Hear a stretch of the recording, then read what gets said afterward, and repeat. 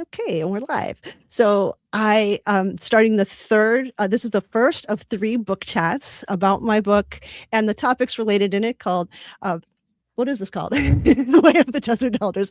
And today I have the notorious, the notorious Karen Swallow Prior, KSP. I'm just really, really thrilled to be able to be in conversation with you, Karen. Thank you so much for agreeing to join with me today. Oh, thank you for having me. So what I'm trying to do with just have instead of a book club type thing, we're not going to go that in depth. What I wanted to do instead is be in interaction with a few different people. It'll be, of course, Karen today, and then Cindy S. Lee, who is a spiritual director, and then Robert J. Monson, who is a scholar and just a good friend. And I hope that it's a variety of people, just like for Lent. It's just people from very different walks of life, but all people that I admire their work, and I thought would be great conversation partners. And so today I wanted to talk about where some of my work and Karen's work overlap.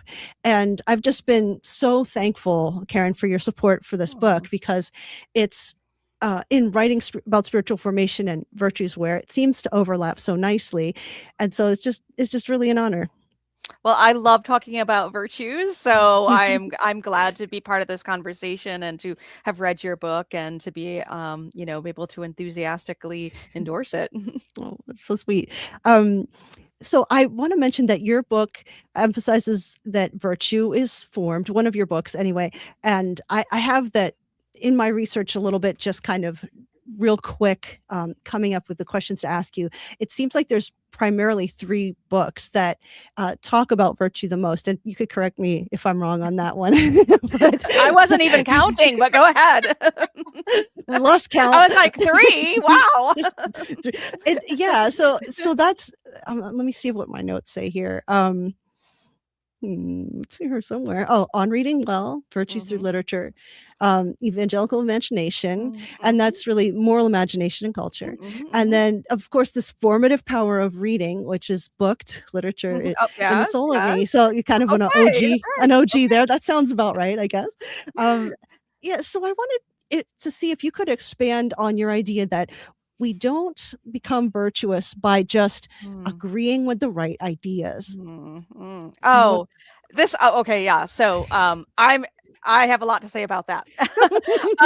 Because I'm actually, and I talk about this, I don't even know where I talk about it. I think I talk about it in the evangelical imagination, but in other places. Yeah. I actually, for a long, long time, was a biblical worldview person, and I still am, right? Like, because I like to think about things. That's just how I operate. Like, I think about things and I figure out what's right, and then I do it. I'm, kind of automatic in that way. And yet I realized because I had over 20 years in the college classroom teaching in Christian environments, and I was really insistent upon teaching my students, even in the realm of literature, like how to think about things from a Christian worldview, how to figure out what's right, what's wrong, and apply the Bible to things. But that did, but that wasn't everybody's boat. It didn't float their boat. And so I ended up, this is some years ago now, reading a lot of James K.A. Smith, who writes about formation of the soul through, liturgical practices. And that led me to virtue ethics, and to understanding actually something I really did know instinctively all along, but didn't have language and research. And this is what I actually talk about in Booked, the first book I wrote, which you just mentioned, is that just simply the practice of reading and reading well and thinking about, the good literature I was reading formed me over a long period of time. It wasn't just me thinking, although, I did that, but it was really a formative practice that I undertook over the course of my life and continue today. Yeah. And you know too that like it's stories train you to feel and sort of try out what does a virtue look like in me or in a character or something like that, and you can develop things like empathy and humility and justice as you reflect on your reading, and of course it depends on the reading how well that's going to happen and how well it's going to form you, whether it's some smutty trash, or something like a classic that's enlightening and helpful. And so I think that's part of what draws me to your point of view about using literature in this way is that um, we don't. It's not just about believing something. Right. It's not just about like, and it might seem like, well, if even in Christianity, we do this a little bit like, well, Christianity is when you ascend to these beliefs in a conversion experience and, oh, everything's changed. But we know Right. that that's not how it works. Right. We know that we could be pretty wicked and we can be, Mhm. pretty messed up sometimes, and we're not going to act virtuous and we're not going to act Christ-like. And I think that slow formation process into Christ likeness. I mean, if we're not doing that and it's just a fire insurance policy that we've signed up for, it's not like we're doing any real good in the world, right?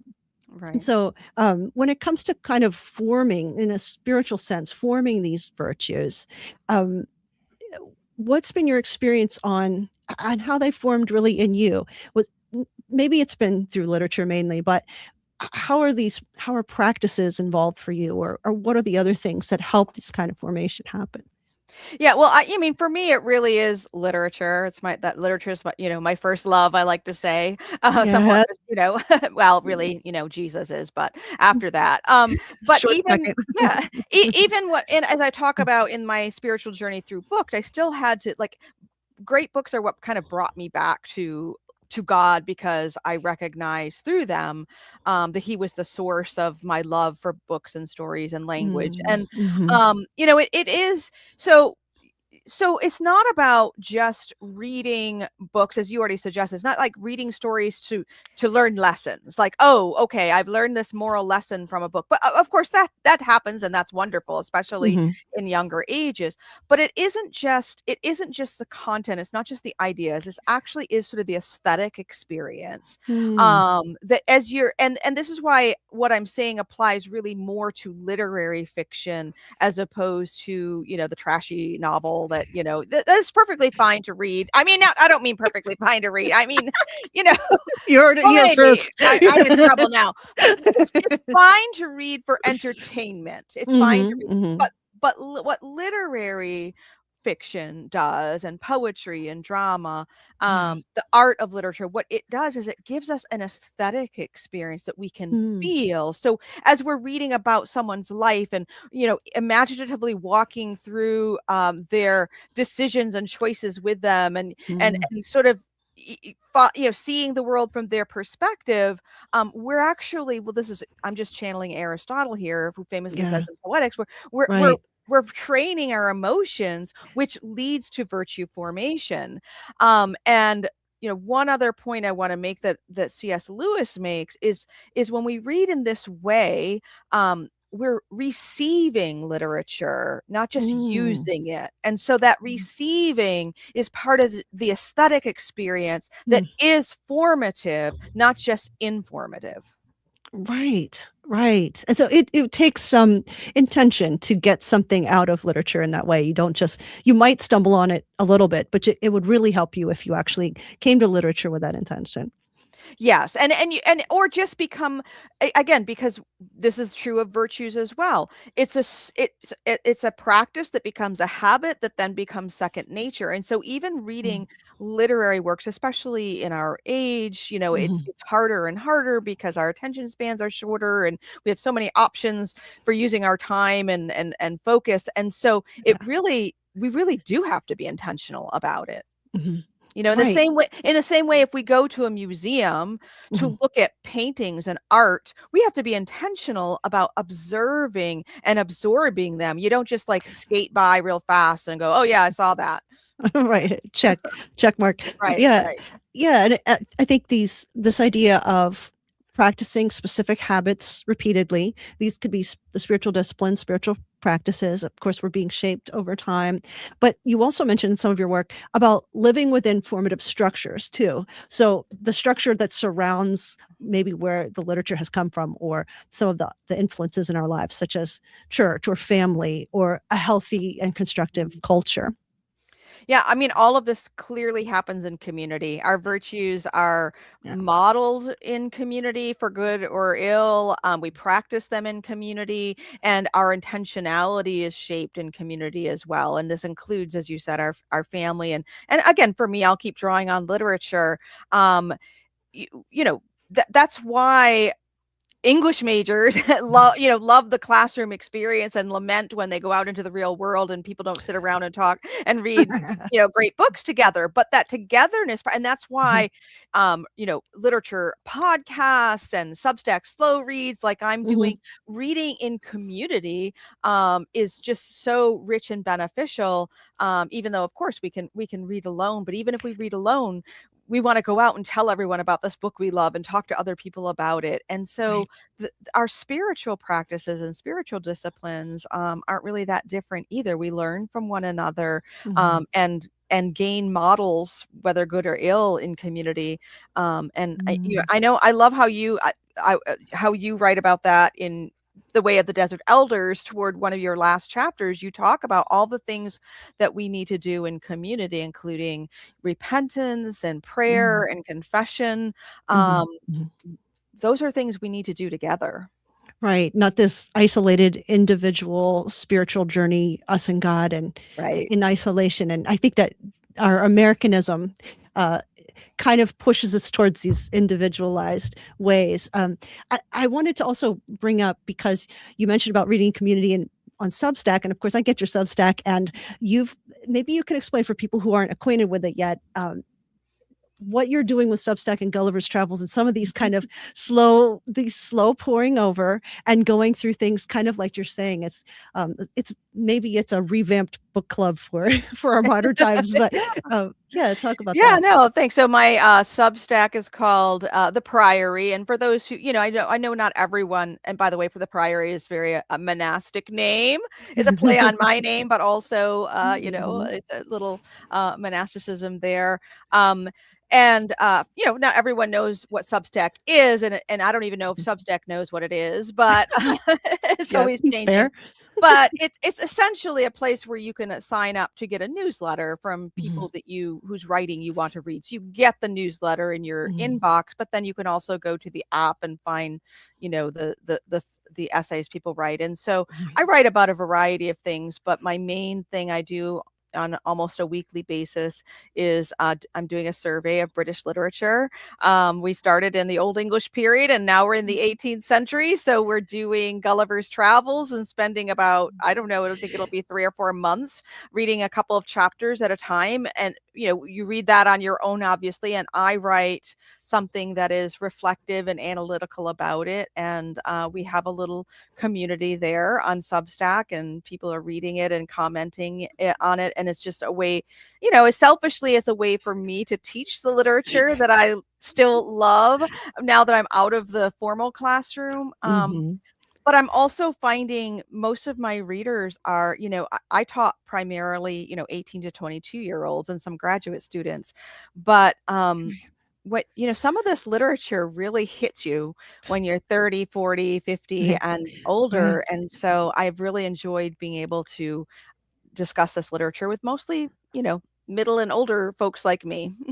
Yeah, and I think, yeah, you can take the teacher out of the institution, but you can't Right. he you're still the teacher, and I'm so still a teacher, it's yes. still, yeah, and it's still, people get a chance who haven't had you as a professor to experience some of what that's like, and some of the process of going over some of these great works, and so, it's so I wanna say, for anybody who's not on Substack, maybe it's not for everybody, but I think it does also force us to slow down instead of Mm, the scrolling that winds up right, happening. right. Slow down and get the discipline going of reading Mhm, longer form pieces. mm, And like my husband and I just got the Atlantic, and we don't mm, tend to be like pay for a subscription for magazine people, but we've just been snacking on junk food in mm, many ways as readers, and not really delving deep into pieces that are thoughtful, that take mhm, a few weeks to do, instead of just these almost like tweet versions of article writing, or something like that. And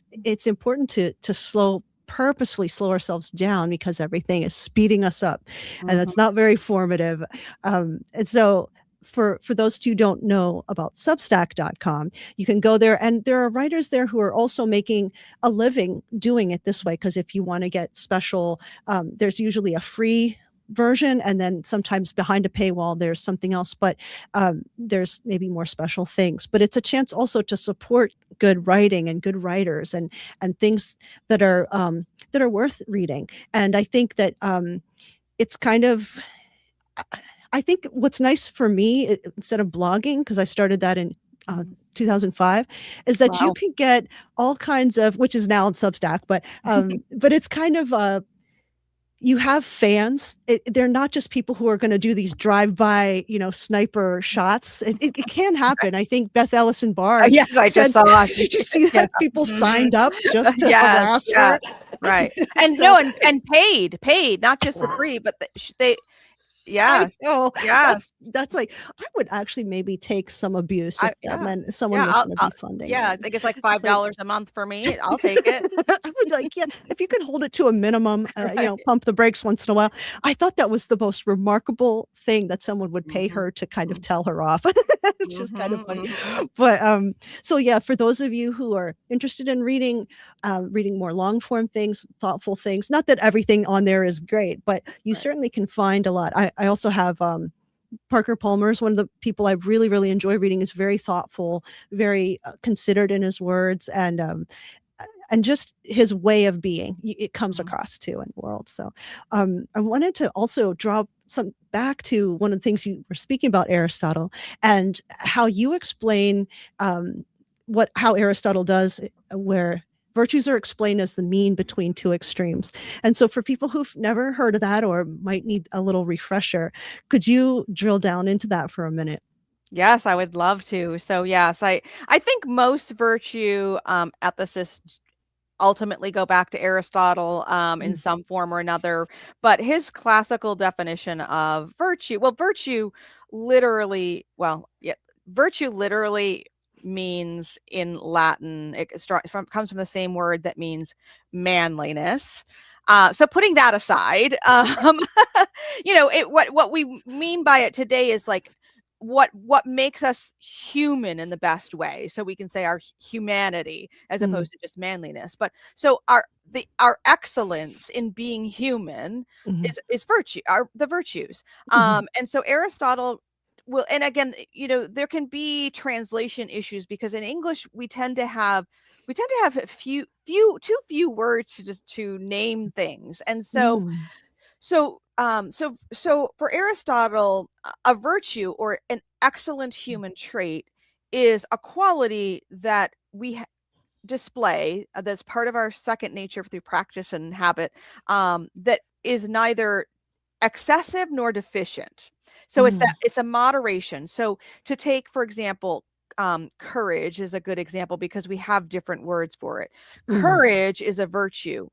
The quality that might be too much courage, which is hard to imagine, like what would be too much courage, right? But but that too much of that quality, let's just call it chutzpah or something else. If you have too much, that results in the vice of recklessness. It's just like right. right?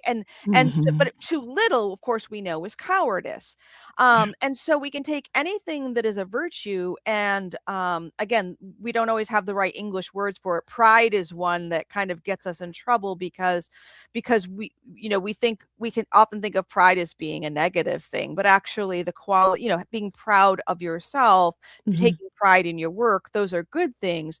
Right. And so pride is the right amount is a virtue. Too much of it is, narcissism or self-centeredness, and Yeah.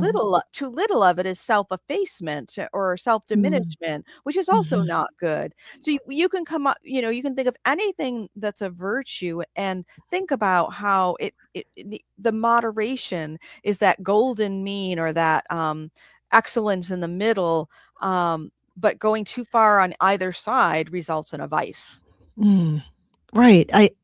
I think that, I haven't always thought of it that way, except for in relationship to Aristotle, that as I'm doing something, I'm wondering, is it a vice? Is it a virtue? I'm not thinking about necessarily the golden mean of those, Right, right, that it's right. split that way, but that is how it plays out. As we veer off from that mean, we'll get to the one extreme or the other, and it's kind of these habits that we form and I wanted to emphasize and maybe have you speak about this too, that habits is what matters, but not intentions, because our intentions, Mm, we might have those, but if it's not going to really matter unless we have habituated ourselves to the golden mean, and right. um, and so Well, and if I actually one other important point connected to that is that Aristotle also says that you can't have one virtue unattached to all the other virtues, right? oh, So you right, can't be yeah, if whatever you're doing is it can't be true the virtuous courage if it's unjust. oh, yeah, Because yeah, justice is another virtue.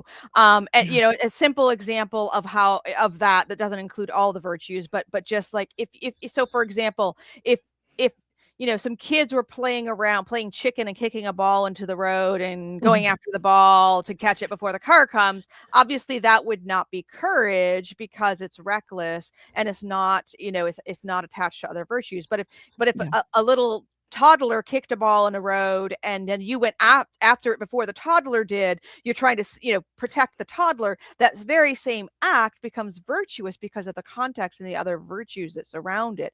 And mhm. so it's the moderation, but it's also its attachment to all of the other virtues. Right, that's so key. It doesn't like you can't just pick one out and be like, "Well, this is the one I'm gonna Right, stick with because right, it's my right, fave." right, It right, doesn't work right. really work like that. Yeah. And I think and it maybe this goes without saying, but virtues are something that we get, in a communal and community sense, and Right, that is how they are tested as well. right, They're right. tested not in some individual choice that you make that doesn't have any bearing on anybody else's life, but it will absolutely have bearing, and that's how it gets tested, or maybe we'll fail the test of virtue in some instance, but it'll usually have to do with, or most importantly have to do with, how we're relating to other people. Mhm. No, exactly. And what do you think are some ways that, um, I remember long ago there was the Book of Virtues that got published Mm. by, William Bennett Bennett. Mhm. William Bennett, yeah, and there were all the little stories from that, people grew up hearing, and then, if you read these stories to your kids, maybe they become virtuous. It's great to have some of those things kind of involved in our lives, but, of course, just reading a story to a kid isn't gonna necessarily mean that they, metabolize the Mhm. lesson or understand the story, especially if the person reading it to them is, an abusive person, or, domineering father, what a mean dad reading their kid virtuous stories that might not go very far, and so I'm wondering what you think about, how do you think we might be able to best train up people um, to be virtuous? And, as is there a point that's a two-part question. Is there a point when you think that people are too far gone and hardened in their unvirtuous ways? Mhm. Well, the virtues are, I mean, they're yeah, a lot of the philosophers will classify them. They're complicated, categories like moral virtues and intellectual virtues, for Right, example. right. And there isn't a way in which, I mean, our morality is shaped and formed and often unconsciously or unintentionally, but then we have to think about it. And then there are Mhm, virtues that we really do have to we have to be knowledgeable about. Like, for mhm, example, aesthetics and beauty. Beauty is something that we can recognize sort of instinctively, but we also, it takes a certain amount of awareness to say, oh, this is beautiful and that is not beautiful, right? So there is mm, an intellectual aspect to it. I don't mean that, it has to be overly sophisticated, but just it's mhm, part of being human and part of being able to think in these categories that expresses our humanity. mhm. And so I think even just as we've been talking here, like having that moment of like realizing, oh, just because something is good doesn't mean an excess of it is good, right? That can be a Yeah, place, like just yeah, that awareness. It is something that we can teach and something we can learn about, and then something we can intentionally practice. Um, and I do think that, the Bible reflects this. I mean, the Bible has a verse that I haven't memorized it. I want to look it up really fast, but it's about how one virtue leads to another. Like this virtue leads to this virtue, and this virtue leads to that virtue. Mhm. I can almost quote it, but not quite.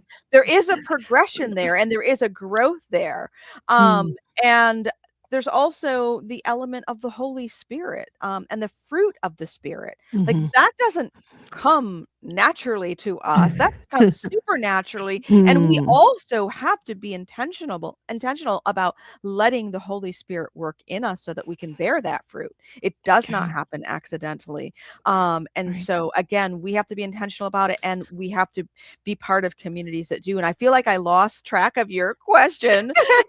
No, go Because ahead it and was ask it 2, again. it was Yeah, yeah, yeah, 2, yeah, so that's I right, right. threw you off pretty good, Yeah.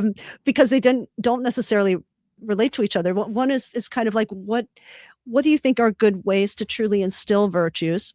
And then I guess then I'm thinking, well, are there people that are sort of too far gone? I mean, I don't wanna say, "Oh, let's just give up Okay. on people," or something like that, but I mean as, like, it's hard once you've mastered the vices, let's just say, Mhm. um, to even have an appreciation for the virtues, perhaps, or, you know, so maybe start with the first one. Maybe Yeah. I went off track too far with Yeah, that yeah. second one. Well, actually, I immediately went to the second one, and I just wanna say, there's a passage that comes from Romans 1 that people often use in a certain context about people, being given over to their passions, Mhm, and it's oft I think that it applies to a lot of different contexts. I think that, mhm, again, because virtue isn't natural to us, we have to work at it. I think that there are people who have been given over in some way mm, to a variety of different passions. It doesn't mean it's too late for them, but I think right mhm, now, you can go on social media, you can read people's writing, you can see their behaviors,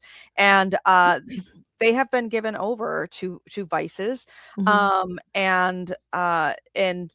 and if they are ever going to come back, it's going to take a supernatural event and their own decision too. So I mhm, I, I mhm. think you and I were chatting a little bit before the program, and I think one of the things that's characteristic of this age, and this has been hard for me to learn. I've learned it slowly because, again, I like to just sort of think and argue and debate. Right is right, wrong is wrong, Mm, and I'm happy to say what what my views are. mhm, But I think what is virtuous in this time is mm, actually not saying, it's not being the opposite. It's not countering our opponents. uh-huh, It is actually being different from them. hmm, So in other words, well, mm, so if you're the Pope, for example, and you're being attacked, by people, other leaders, then probably the best way to be the Pope and to be virtuous is not to counter with a counter argument or attack, but to uh-huh, actually just be virtuous, to right. display the virtues. Yeah, yeah, And that often, not always, but often means not responding in kind, or maybe mhm, even not responding at all, but keeping mhm, on doing what you're doing.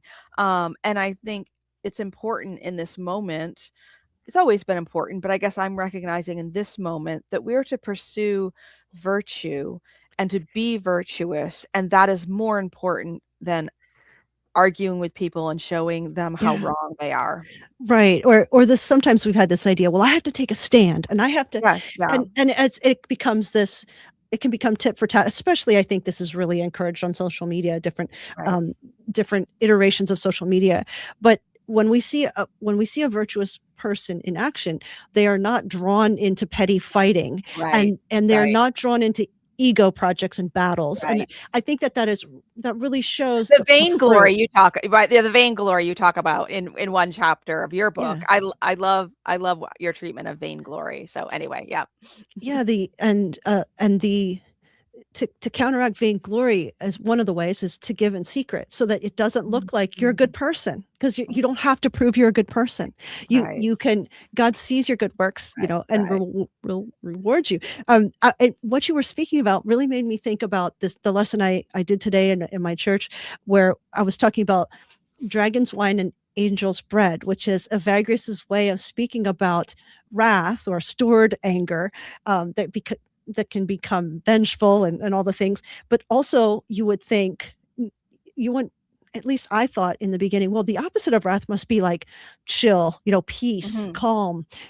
And the opposite is meekness, which is the angel's bread. And Mm. this is, our Savior is meek. And Mhm. that doesn't mean mild and weak put Right, in, right. a mashup. It means strength under control or power Mm, under mm, control. And it means you are self-possessed. And mm, that means that um you can't, in a way, a truly humble person mm, cannot be humiliated. There's mm. no ego at stake. There's nothing to I lose. love this. It's just okay. It's okay. And so that's the kind of thing we're drawn into these and I think this is why we have to be very disciplined about our diet of social media, because Mhm, it draws us into the vices of, well, I'm not going to take that. That's offensive. So I'm going to tell you something offensive, or I'm going to defend myself. And it's like, mhm. but you also have nothing to prove. Your Right, your right. ego does not have to be at stake. It just doesn't Mm. it just doesn't matter. It really is not your battle, you know? Right, right.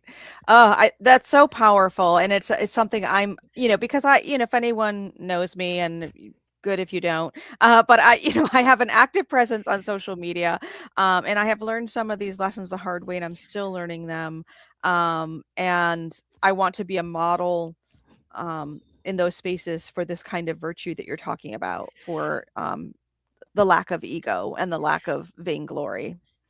Yeah, it's so interesting because when things like Twitter came along, you're big on I don't know if you're on Twitter anymore. That's how I was introduced to you in the first place. I'm And still there. you're still I'm there. not And I'm rarely going on there, but I don't even know if I can get back on. I think I forgot my password or something. But that was a place I met all kinds of writers. I met connections that allowed me to publish a book. I'm grateful for the old Twitter, whatever it was. And but we were learning on the fly. And Right. I was definitely flaming people of, letting them have it sometimes. And even Mhm. on the early blogs, I was letting people have it. They were letting me have it. And I was learning like what not to do, what this doesn't help anybody out. And so these new technologies are kind of catch us by surprise a little bit sometimes when it comes to the virtues, if you're not already have a mind to be like, I'm not going to let this get the best of me. I'm going to allow the Holy Spirit to speak into my responses and into my ways of receiving whatever I'm reading that might be very mean. I mean, you've been the target of so many diabolical crassness and meanness, and on the real brunt of it, like in ways like 100,000 times what I ever have been. And so you wind up, and in my opinion, you do very, very well, although I'm sure there's been a learning curve of how to figure it out. Right. And so, when it comes to stuff like that, from your experience and from the wisdom that you've gained, hard fought sometimes, perhaps, what do you say to people who are trying to be displaying the virtues and embodying the virtues in online spaces? Hmm. Well, I think we have to begin with the understanding that social media, digital media is formative. I mean, it is forming us, and we have Mhm. to recognize that and realize and forming us like on speed or crack or whatever. I Right. mean, right, there's there are many, many people who've been working in the industry who have come forward and said the things that they do to make it more addictive, to reward the Mhm. engagement, to reward the clicks and so forth. So it Yes. goes beyond even the way our own brains are wired, and what we have understood about the world for the past 500 years, even with the technology that we had. So we have to Yeah. recognize that. Mhm. I do think it's a double-edged sword, because social media does do so much good. It makes those kinds of connections that you were Mhm. talking about, helps us to find our people, Yeah. but it has to be balanced with bodily, physical, geographical presence where we Mm. live, with other people who can see us, and Mm. whose faces we interact with in person, um, because those people tend to the people that we live near and even go to church with, even that narrow community, there are going to be a lot of people who aren't exactly like us. It's so easy to find the people who are just like us online, and then the Yeah. people who are the opposite of us with whom we can battle. And so I think we have to be mindful, thoughtful, intentional about social media. And I love how you described it a few minutes ago. Like we weren't ready for it. We were taken off guard. We didn't know. We were learning as we went along, and now we know a little bit more. The Mhm. children have paid a great price, For right? sure, for sure. And these social media companies are having to pay up for it, thank Mhm, goodness. But we have a responsibility to be more intentional about it. And if you are on it, as I am, and I think I question it and every day, and I'm trying to be on it less. I do actually feel called to have a mhm, presence there. mhm, The same way some people are called to be on the mission field. mhm, I have been called to that, and I mm. ask the Lord about it almost every day. I whether I'm still called, but I'm thoughtful about it, and I think I'm trying to learn, and I'm trying to engage more wisely. Mhm. Yeah, that's really well said. I think, I'm sure most people watching this, most people using online apps and services know what I mean when I say screen brave. Like, you will say Mm. you could be tempted to say something you would never say to someone's face. Oh, And if you did say that thing to someone's face, you could get a slap or you could get a shun or face some real social mhm, consequences that you can mhm, just mhm. get away with it online, and it becomes normalized Right. completely. Which is Normalized. all this is behaviors of vices, not virtues, right? Right, right. We can definitely say that, and then you have all these young people growing up thinking that that's how people behave, or that that's okay to behave that way and there's no real consequences, or that you can bully somebody, to the point of them taking their life or something, and it's almost Right, gamified. It's almost a right, game. right. It's like, oh, It is is, that a real person on the other side with a right. family that will grieve them or grieve their suffering, and so these kind of this formative thing that's happened, you can trace the mental health crisis in young people to the advent of the smartphone. It's just completely correlates, Mm, that they don't have the other life experience to to balance what they know is happening to them right, on the screens. They're right. cut off from real life consequences, but even just the mirror neurons of understanding how you feel through someone else's face. Hmm. And so that's been there's been a whole generation, of which I believe my daughter is part of that, and my son to a degree as well, is that they're part of the casualties of what became of this technology.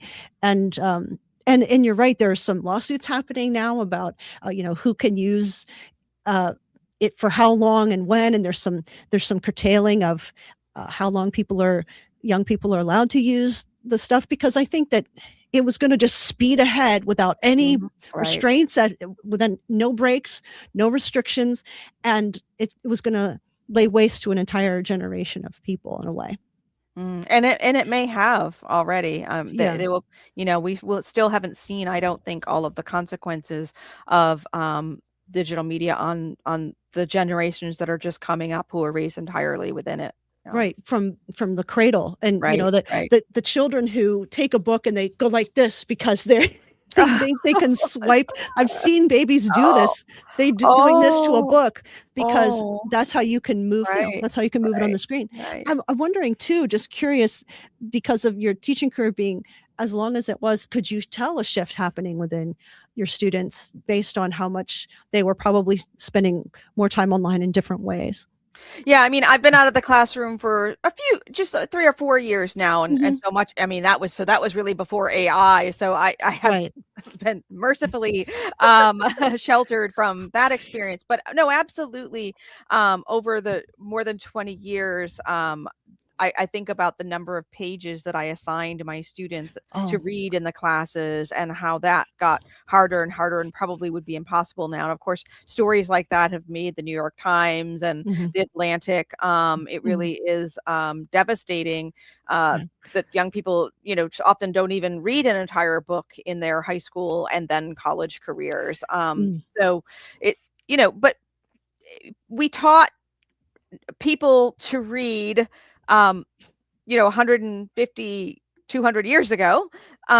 We can do it again, right? So yeah, it is recoverable. I mean, but it's not just we have to create cultures mhm, that encourage that. And I mean, yeah, that's all of this and all of the virtues. I mean, reading like that requires the virtues we've been talking about. It requires patience and diligence and humility and attentiveness and unself-centeredness. So mm, the act of reading itself is virtuous. mm, mhm, yeah, that's really important to remember. I think, I was just given, someone at my church just gave me a magazine, and it was like Christian history magazine, but it was from 2007, but it was all about monastics, and it's all long form articles. And I was reading one, and I thought, except for online, I haven't been reading paper magazines in Mhm, forever. I don't remember the last time I got a paper magazine in my hand, and started mhm, reading it. But that's a discipline. I was already starting to scan it instead of sink into it.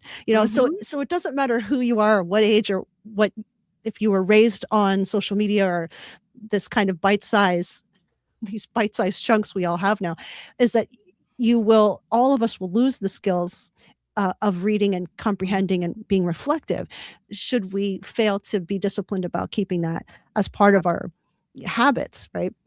We will. Yeah. Yeah. Um, you had mentioned that you had at least a question for me, and I wanted to make sure we have a time for it, because I didn't want to go beyond about 60 minutes at maximum Yeah, for this yeah. time. But if you have something you wanted to ask me, I'm excited to hear. Well, I just, I make an observation first about our two books, which that are particularly parallel, I think. Yes. And as I was rereading your book, it just really struck me, because my book on reading well examines individual virtues through works of literature, Mhm. and your book discusses virtues and I mean, you can't talk about virtues without talking about vices. They really go together. Yours talks about virtues in the lives of the desert elders. And I was like, we actually kind of went through our books are structured in a very similar way. Yeah. I loved that. But you're talking about real people in history, Mhm. and I'm talking about literary characters, but they can mold us and shape us the same way. But I Mm. did want to ask you, I mean, just really more of a general question.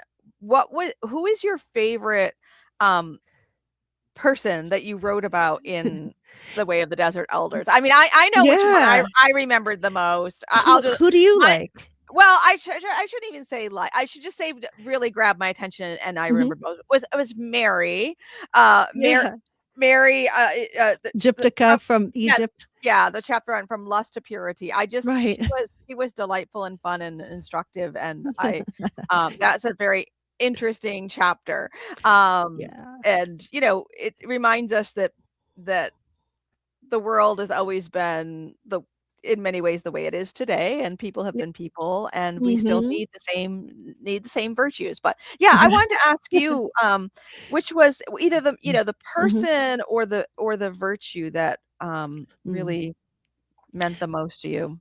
Well, I don't know if you experienced this, like, to the depth that I did, but, writing about virtues, I thought, maybe I'll be better at some than others, and I just found I was terrible at all of them. I mean, pretty bad at all of them. I really wrote the book I need to read, Um, and I think I really was excited to write the book in the first place, because it was Carmen, Acquazedo Butcher who mentioned to me Mhm, about Syncletica, and I hadn't known this Amma. I hadn't known the mhm. spiritual mother, and most of the stories of the spiritual, mothers are are not known. People say desert fathers all the time, Right, right. but there's loads of mothers, and then in some places there were twice as many women as men in certain communities. And I was just my mind was blown. I like all these forgotten women. So I was Mhm. really had a tender spot in my heart for them. Although I also grieved because I know most of their stories. We know about the wealthy ones, Mary of Egypt being an exception to that. We know about the wealthy women because they were giving to the men who were writing his stories, the Right, histories, right? right. And so they weren't writing her stories, you know? So we lost most of them. But I do love Syncletica because she has so much practical wisdom and she has this seafaring merchant background and she's pulling in these things about ships and just kind of seems so practical. I can imagine her just delivering little bits of wisdom to her extremely loyal followers who just hung on her every word. And I think she was just so inspirational to me. And it was kind of life changing to learn about her. But in terms of, there was just bits and pieces of her story, tiny bits and pieces.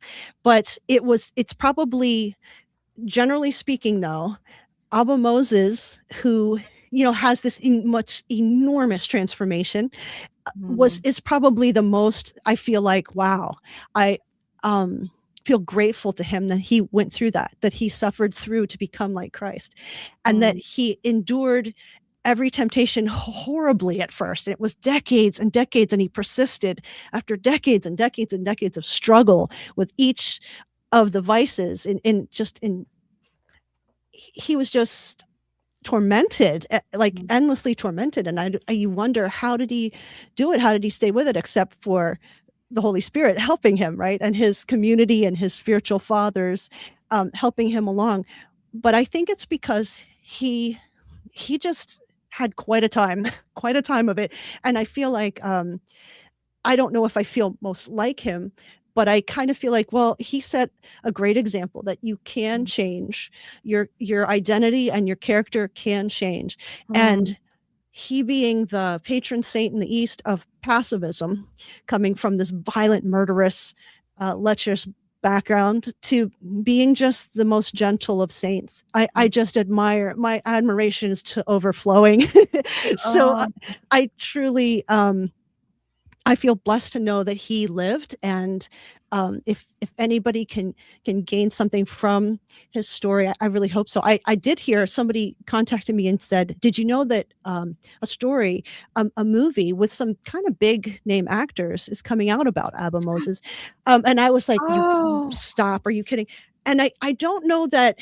I don't know if they're going to take license with it, or, Mm. and it relates to, it's two stories at once, a modern story about a guy in to drugs in prison, and he learns about Abba Moses in prison, and I believe he tries to turn his life around. And Mm. I've heard about it. I think it was Mark Longhurst who mentioned it to me. I hope I'm right about that. But I look forward to seeing what they do with it. I'm very curious, and I would love his story to be brought out to more people, especially a story that is not just always like a lot of these fathers are, from Middle Eastern places, but when you see their pictures, they're always really white. And it would Mm. be nice to have a little representation of, different people, not just European people, but Right. but different people being these spiritual um, inspirations and leaders for us, because I think we need some examples. We need to draw on the fortitude of our ancestors and our spiritual forebearers for times like these. Mhm. No, that's a beautiful I love that, and if that doesn't tempt people who haven't read the book yet to go out and read it, I don't know what What will. will? Um, Yeah. yeah, and the other question I wanted to ask was just, and again, I think probably some people listening in may be other writers or aspiring writers, so, I'm always interested, as I think they would be, to talk a little bit about the research process and the Mm, writing process, like, how long did it yeah. take? What were some of the, highs and lows of that process? Because yeah, Oh. because this is like a little encyclopedia of the desert Mhm. elders. I mean, I was not familiar with most of them Uh-huh. before reading the book. So Oh, good. I loved being introduced to them by you. Oh, I love to hear that. I One of my favorite things to hear from a reader is, "I never knew that." Yes. or Yay. what an insight, that somebody got an insight or that they learned something new. I love hearing that. But, I really enjoyed reading obviously they're translated, but the original works of Right. Evagrius. I liked reading he did a lot of writing, that's not true of a lot of the elders, but he is Mm, so brilliant because he's has such a mind for understanding what essentially is psychology, more than a millennia from the field, before the field began.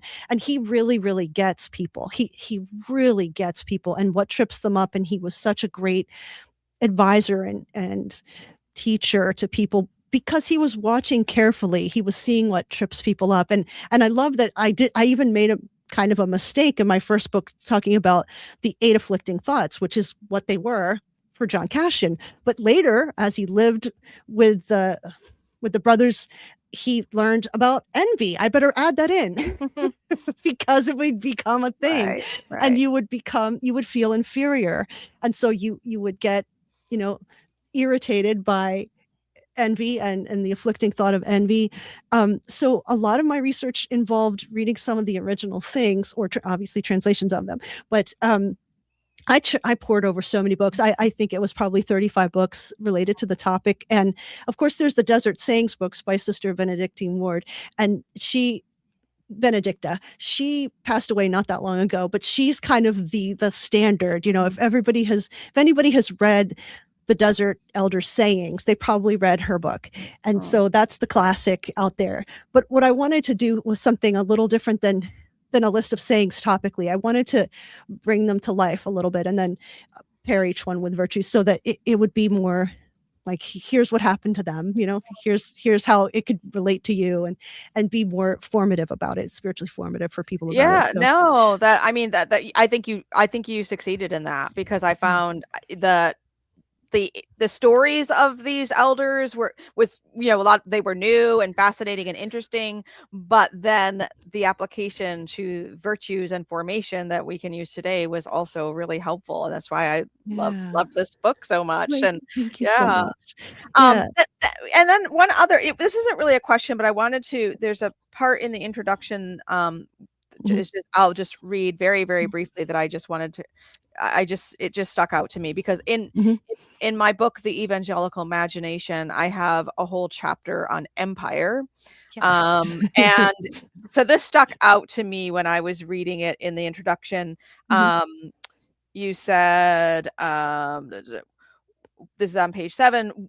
You say, you're talking about the takeover, the Roman Empire when it became Christianized, Mhm. and you Mhm. say, consequently, what was once a genuine community of faith, emboldened by the blood of faithful Christian martyrs, grew distorted by the power and influence of the ruling upper classes. Wealthy and powerful people began warping Christianity for the aims and benefits of the empire.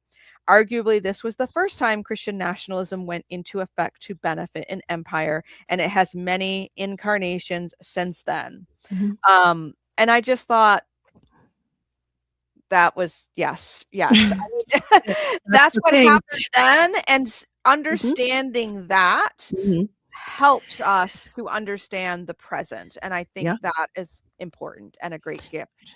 Right. Oh, thank you. Yeah, I think we do see all these different iterations of the Roman Empire trying to regain itself again, with Right, in right. different places in Europe, and so much of the time, the church would be co-opted into that, Mm, or not stand up in the way they should, or not enough of them, or all those things, and it's just so tempting, I think, to say not only do you have to obey me as the superpower and the authority, but God is telling you that. yes, So you're going to yes, bring yeah, God into it's it and right, use that right, ultimate authority to right, boss people around and manipulate yeah, people.